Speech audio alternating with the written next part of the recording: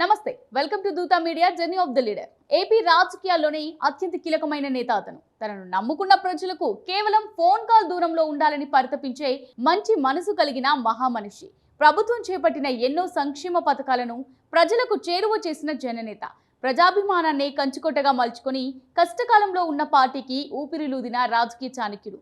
దివంగత నేత కింజరపు ఎర్రంనాయుడు తమ్ముడిగా టీడీపీకి అత్యంత నమ్మకమైన నేస్తంగా ఏపీ రాజకీయాలను శాసిస్తున్న కింజరపు అచ్చెన్నాయుడు అలియాస్ అచ్చెన్న గురించి నేటి జర్నీ ఆఫ్ ది లీడర్ లో తెలుసుకుందాం. కింజరపు అచ్చెన్నాయుడిని ముద్దుగా అందరూ అచ్చెన్నగా పిలుచుకుంటారు. 1971 మార్చి 26న శ్రీకాకుళం జిల్లా టెక్కలి మండలం నిమ్మాడ గ్రామంలో జన్మించారు అచ్చెన్న.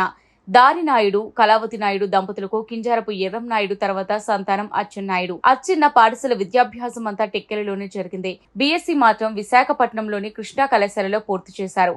అప్పటికే తన అన్నయ్య ఎర్రంనాయుడు రాజకీయాల్లో ఉండడంతో రాజకీయాలపై ఆసక్తి పెంచుకున్నారు. అటు అన్నయ్య ఎర్రంనాయుడు ప్రోత్సాహం, ఇటు టీడీపీ అధిష్టానం పిలుపు మేరకు ప్రత్యక్ష రాజకీయాల్లోకి ఎంట్రీ ఇచ్చారు. హరిచంద్రపురం నియోజకవర్గం నుంచి అచ్చెన్న తన రాజకీయ ప్రస్థానాన్ని ప్రారంభించారు. 1994లో దివంగత నేత మాజీ ముఖ్యమంత్రి ఎన్టీఆర్ 2 స్థానాల్లో పోటీ చేయగా అందులో హరిచంద్రపురం నియోజకవర్గం ఒకటి. ఆ ఎన్నికల్లో ఎన్టీఆర్ విజయం సాధించడంలో అచ్చెన్న కీలక పాత్ర పోషించారు. దాదాపు 40,000 ఓట్ల మెజారిటీతో ఎన్టీఆర్ విజయం సాధించారు. అయితే ఆ తర్వాత హరిచంద్రపురం నియోజకవర్గం ఎమ్మెల్యేగా తన పదవికి ఎన్టీఆర్ రాజీనామా చేయడంతో తన అన్నయ్య ఎర్రంనాయుడు బరిలో నిలిచి గెలుపొందారు. తర్వాత 1996లో జరిగిన ఉప ఎన్నికల్లో హరిచంద్రపురం నుంచి అచ్చెన్నాయుడు తొలిసారిగా పోటీ చేశారు. కాంగ్రెస్ అభ్యర్థిపై భారీ విజయం సాధించి ఎమ్మెల్యేగా మొదటిసారి అసెంబ్లీలో అడుగుపెట్టారు. ఆ తర్వాత వరుసగా 1999, 2004 ఎన్నికల్లోనూ హరిచంద్రపురం ఎమ్మెల్యేగా అచ్చెన్నాయుడు తిరుగులేని విజయాలతో హ్యాట్రిక్ సాధించారు. అయితే 2009లో నియోజకవర్గాల పునర్విభజన జరగడంతో హరిచంద్రపురం నియోజకవర్గం టెక్కలి నియోజకవర్గంగా మారింది. దీంతో తొలిసారి అచ్చెన్నకు భారీ షాక్ తగిలింది.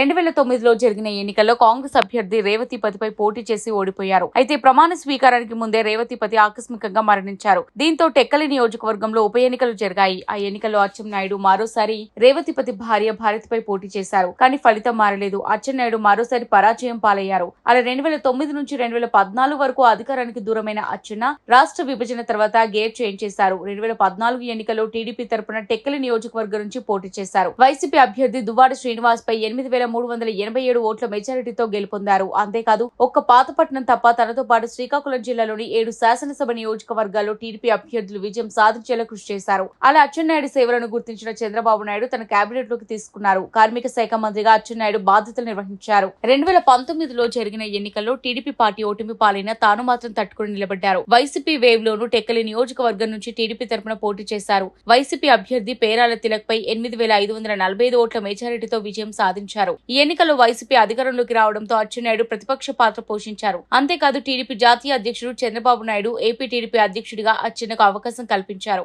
ఇదే సమయంలో ఈఎస్ఐ కుంభకోణంలో అచ్చెన్నాయుడు అరెస్ట్ అయ్యారు. జైలు జీవితం గడిపారు. జైలు నుంచి విడుదలైన తర్వాత వైసీపీ ఓటమి లక్ష్యంగా కంకణం కట్టుకున్నారు. పార్టీ పరంగా మరింత స్పీడ్ పెంచారు. ప్రజలతో మమేకమయ్యారు. తాజాగా 2024 అసెంబ్లీ ఎన్నికల్లో టెక్కలి సిట్టింగ్ ఎమ్మెల్యేగా పోటీ చేశారు. వైసీపీ అభ్యర్థి దువ్వాడ శ్రీనివాస్ పై 34,519 ఓట్ల భారీ మెజారిటీతో హ్యాట్రిక్ విజయం సాధించారు. దీంతో డబుల్ హ్యాట్రిక్ సాధించి 6వ ఎమ్మెల్యేగా అసెంబ్లీకి వెళ్లనున్నారు. త్వరలో ఏర్పాటు కానున్న చంద్రబాబు నాయుడు కేబినెట్ లో మంత్రిగా ప్రమాణ స్వీకారం చేయనున్నారు. ఇది వాల్టి జర్నీ ఆఫ్ ద లీడర్. మరో లీడర్ ప్రస్థానంతో మళ్ళీ కలుద్దాం. Keep watching Dootha media.